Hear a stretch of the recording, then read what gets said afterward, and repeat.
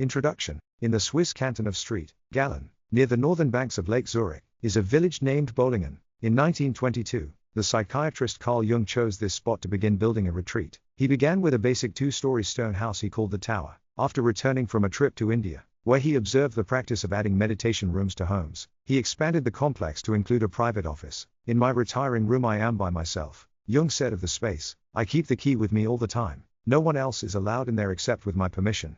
In his book Daily Rituals, journalist Mason Curry sorted through various sources on Jung to recreate the psychiatrist's work habits at the Tower. Jung would rise at 7 a.m., Curry reports, and after a big breakfast he would spend 2 hours of undistracted writing time in his private office. His afternoons would often consist of meditation or long walks in the surrounding countryside. There was no electricity at the Tower, so as day gave way to night, light came from oil lamps and heat from the fireplace. Jung would retire to bed by 10 p.m. The feeling of repose and renewal that I had in this tower was intense from the start, he said. Though it's tempting to think of Bohlingen Tower as a vacation home, if we put it into the context of Jung's career at this point, it's clear that the lakeside retreat was not built as an escape from work. In 1922, when Jung bought the property, he could not afford to take a vacation. Only 1 year earlier, in 1921, he had published Psychological Types, a seminal book that solidified many differences that had been long developing between Jung's thinking and the ideas of his one-time friend and mentor, Sigmund Freud. To disagree with Freud in the 1920s was a bold move. To back up his book, Jung needed to stay sharp and produce a stream of smart articles and books further supporting and establishing analytical psychology, the eventual name for his new school of thought. Jung's lectures and counseling practice kept him busy in Zurich, this is clear, but he wasn't satisfied with busyness alone. He wanted to change the way we understood the unconscious, and this goal required deeper, more careful thought than he could manage amid his hectic city lifestyle. Jung retreated to Bohlingen, not to escape his professional life, but instead to advance it. Carl Jung went on to become one of the most influential thinkers of the 20th century. There are, of course, many reasons for his eventual success. In this book, however, I'm interested in his commitment to the following skill, which almost certainly played a key role in his accomplishments: deep work, professional activities performed in a state of distraction-free concentration that push your cognitive capabilities to their limit. These efforts create new value, improve your skill, and are hard to replicate. Deep work is necessary to wring every last drop of value out of your current intellectual capacity. We now know from decades of research in both psychology and neuroscience that the state of mental strain that accompanies deep work is also necessary to improve your abilities. Deep work, in other words, was exactly the type of effort needed to stand out in a cognitively demanding field like academic psychiatry in the early 20th century. The term deep work is my own and is not something Carl Jung would have used, but his actions during this period were those of someone who understood the underlying concept. Jung built a tower out of stone in the woods to promote deep work in his professional life, a task that required time, energy, and money. It also took him away from more immediate pursuits. As Mason Curry writes, Jung's regular journeys to Bohlingen reduced the time he spent on his clinical work, noting, although he had many patients who relied on him, Jung was not shy about taking time off. Deep work, though a burden to prioritize, was crucial for his goal of changing the world. Indeed, if you study the lives of other influential figures from both distant and recent history, you'll find that a commitment to deep work is a common theme. The 16th century essayist Michel de Montaigne, for example, prefigured Jung by working in a private library he built in the southern tower guarding the stone walls of his French chateau, while Mark Twain wrote much of the adventures of Tom Sawyer in a shed on the property of the Quarry Farm in New York, where he was spending the summer. Twain's study was so isolated from the main house that his family took to blowing a horn to attract his attention for meals.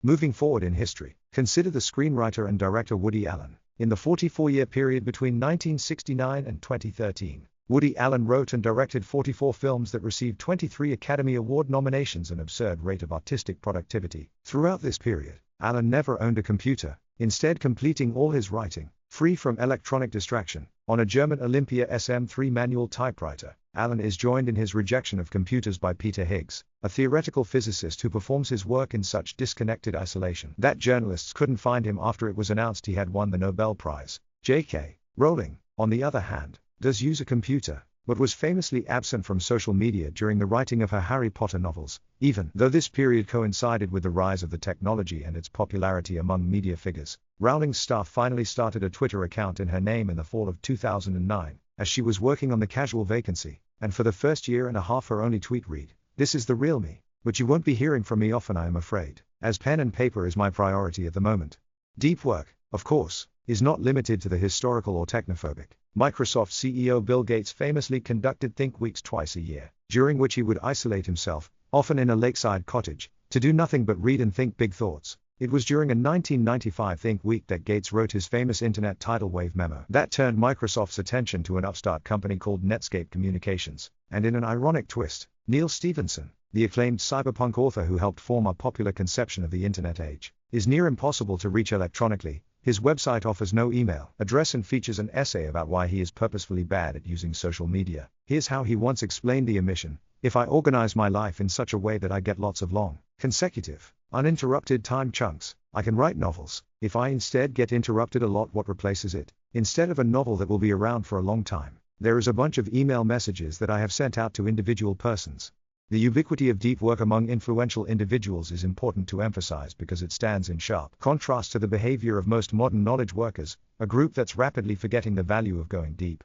The reason knowledge workers are losing their familiarity with deep work is well established: network tools. This is a broad category that captures communication services like email and SMS, social media networks like Twitter and Facebook, and the shiny tangle of infotainment sites like BuzzFeed and Reddit. In aggregate, the rise of these tools, combined with ubiquitous access to them through smartphones and networked office computers, has fragmented most knowledge workers' attention into slivers. A 2012 McKinsey study found that the average knowledge worker now spends more than 60% of the workweek engaged in electronic communication and internet searching, with close to 30% of a worker's time dedicated to reading and answering email alone. This state of fragmented attention cannot accommodate deep work, which requires long periods of uninterrupted thinking. At the same time, however, modern knowledge workers are not loafing. In fact, they report that they are as busy as ever. What explains the discrepancy? A lot can be explained by another type of effort, which provides a counterpart to the idea of deep work: shallow work, non-cognitively demanding, logistical-style tasks, often performed while distracted. These efforts tend to not create much new value in the world and are easy to replicate. In an age of network tools, in other words, knowledge workers increasingly replace deep work with the shallow alternative, constantly sending and receiving email messages like human network routers, with frequent breaks for quick hits of distraction. Larger efforts that would be well served by deep thinking, such as forming a new business strategy or writing an important grant application, get fragmented into distracted dashes that produce muted quality.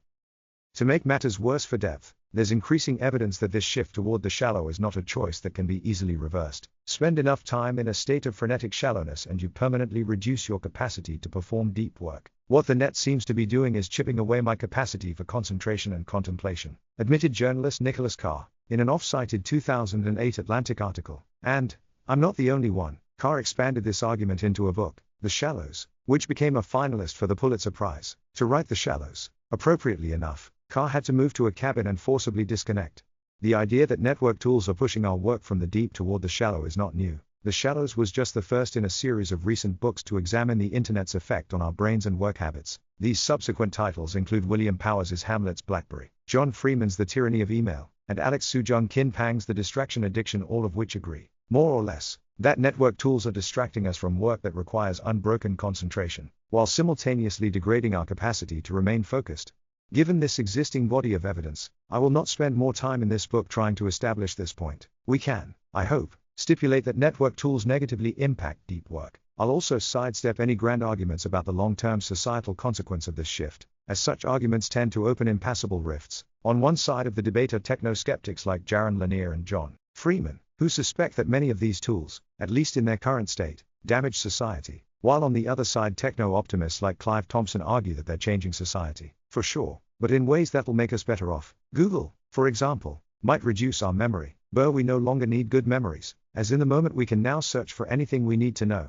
I have no stance in this philosophical debate. My interest in this matter instead veers toward a thesis of much more pragmatic and individualized interest. Our work culture's shift toward the shallow, whether you think it's philosophically good or bad, is exposing a massive economic and personal opportunity for the few who recognize the potential of resisting this trend and prioritizing depth, and opportunity that, not too long ago, was leveraged by a bored young consultant from Virginia named Jason Ben.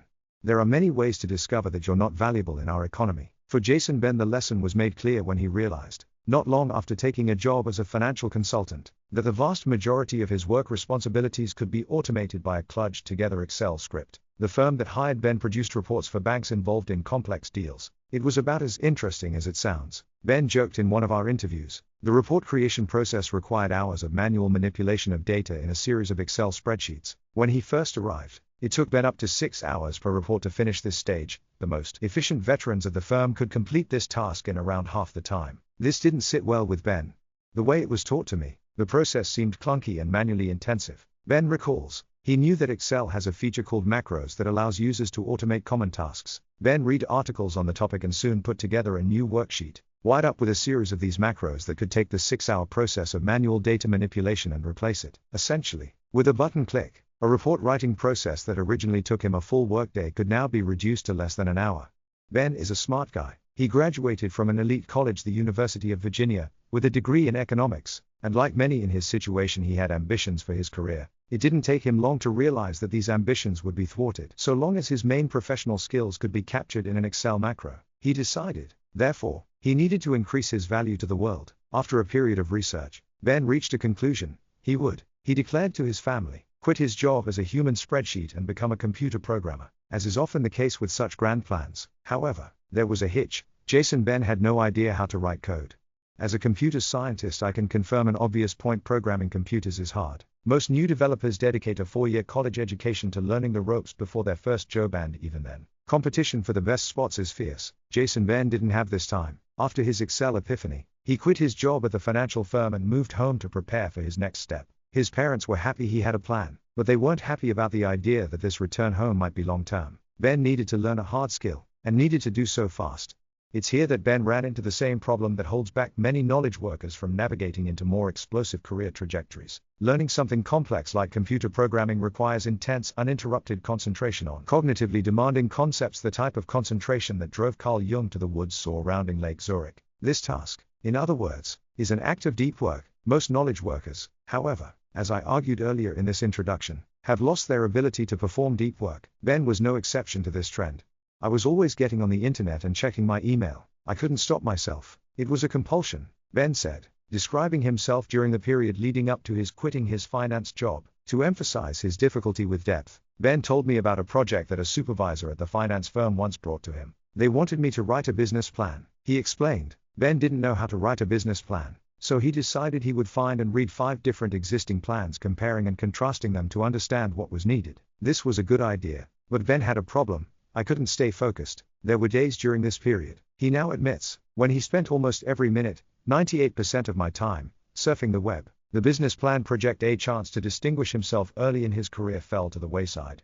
By the time he quit, Ben was well aware of his difficulties with deep work. So when he dedicated himself to learning how to code, he knew he had to simultaneously teach his mind how to go deep. His method was drastic but effective. I locked myself in a room with no computer, just textbooks, note cards, and a highlighter. He would highlight the computer programming textbooks, transfer the ideas to note cards, and then practice them out loud. These periods free from electronic distraction were hard at first, but Ben gave himself no other option. He had to learn this material, and he made sure there was nothing in that room to distract him. Over time, however, he got better at concentrating, eventually getting to a point where he was regularly clocking 5 or more disconnected hours per day in the room, focused without distraction on learning this hard new skill. I probably read something like 18 books on the topic by the time I was done. He recalls.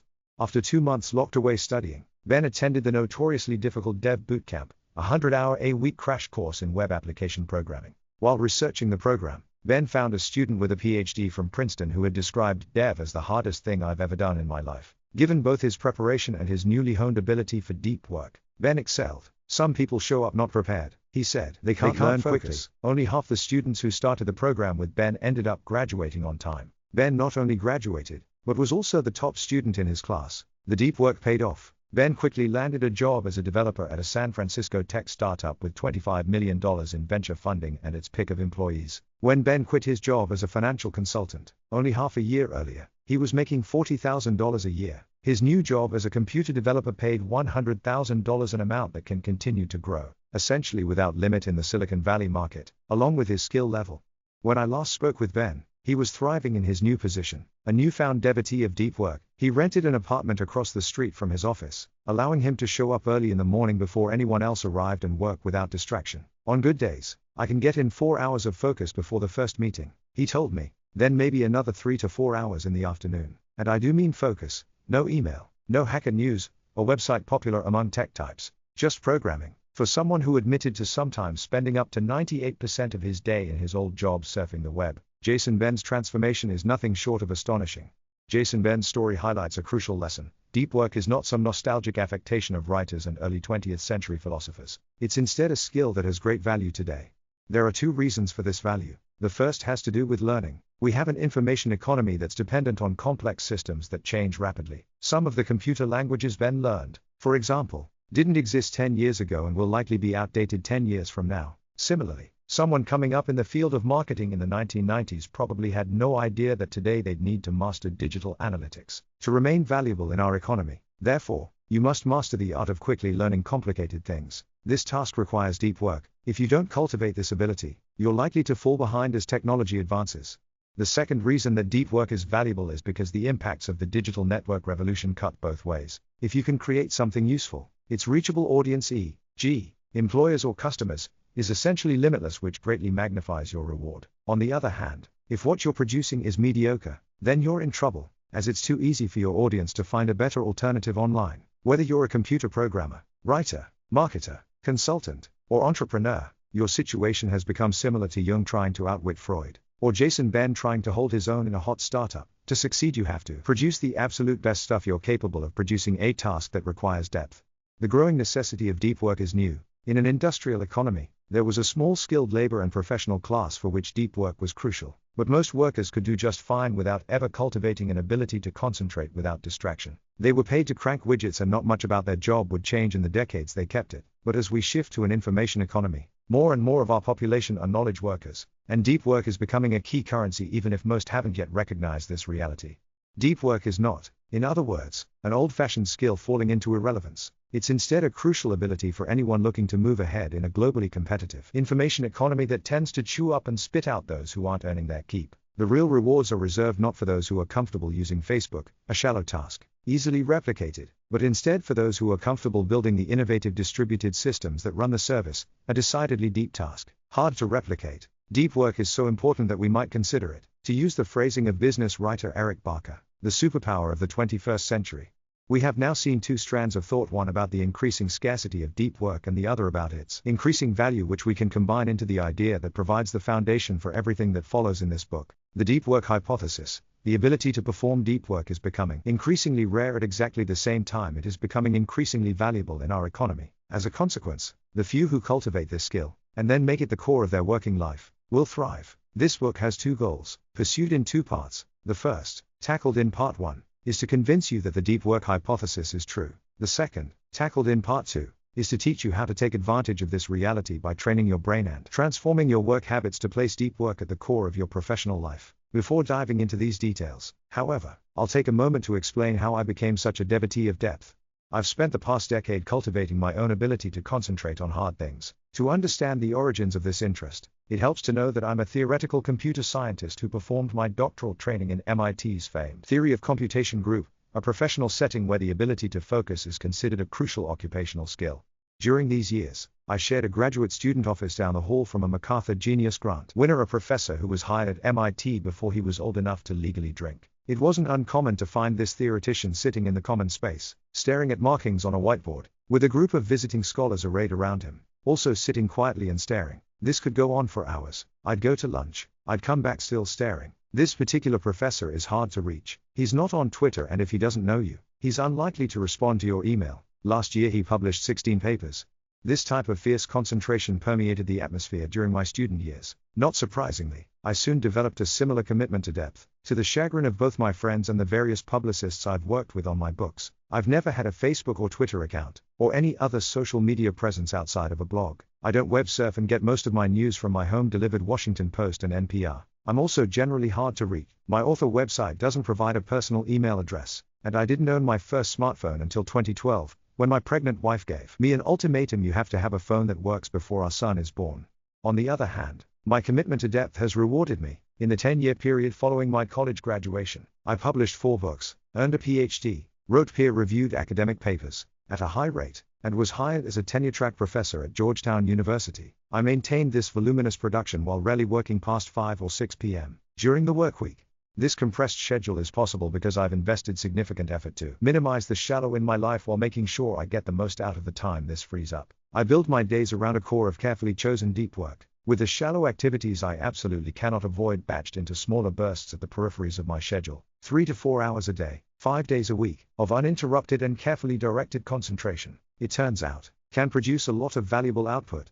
My commitment to depth has also returned non-professional benefits. For the most part, I don't touch a computer between the time when I get home from work and the next morning when the new workday begins, the main exception being blog posts, which I like to write after my kids go to bed. This ability to fully disconnect, as opposed to the more standard practice of sneaking in a few quick work email checks, or giving in to frequent surveys of social media sites, allows me to be present with my wife and 2 sons in the evenings, and read a surprising number of books for a busy father of 2. More generally, the lack of distraction in my life tones down that background hum of nervous mental energy that seems to increasingly pervade people's daily lives. I'm comfortable being bored, and this can be a surprisingly rewarding skill, especially on a lazy DC summer night listening to a Nationals game slowly unfold on the radio. This book is best described as an attempt to formalize and explain my attraction to depth over shallowness, and to detail the types of strategies that have helped me act on this attraction. I've committed this thinking to words, in part, to help you follow my lead in rebuilding your life around deep work, but this isn't the whole story. My other interest in distilling and clarifying these thoughts is to further develop my own practice. My recognition of the deep work hypothesis has helped me thrive, but I'm convinced that I haven't yet reached my full value producing potential. As you struggle and ultimately triumph with the ideas and rules in the chapters ahead, you can be assured that I, in following suit, ruthlessly culling the shallow and painstakingly cultivating the intensity of my depth. You'll learn how I fare in this book's conclusion. When Carl Jung wanted to revolutionize the field of psychiatry, he built a retreat in the woods. Jung's bowling tower became a place where he could maintain his ability to think deeply and then apply the skill to produce work of such stunning originality that it changed the world. In the pages ahead, I'll try to convince you to join me in the effort to build our own personal bowling towers, to cultivate an ability to produce real value in an increasingly distracted world, and to recognize a truth embraced by the most productive and important personalities.